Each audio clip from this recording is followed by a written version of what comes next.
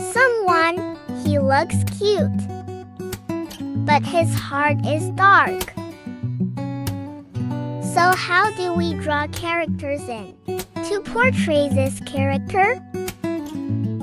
We can imagine big eyes, long eyelashes, small eyes.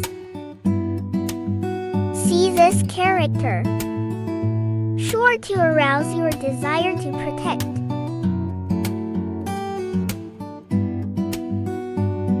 Give a feeling of weakness. This is how cuteness is born. But if we don't have a full story, human characteristics can only be conveyed through visual perception, is to extend the demeanor. Think about it if you were a creator. On the basis of cuteness, add you with a black belly.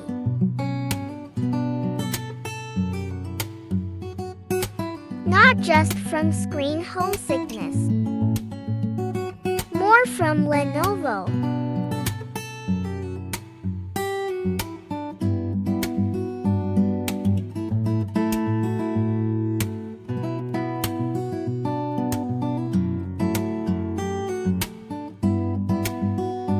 Of character. So I turned invisibility into little devil eye makeup.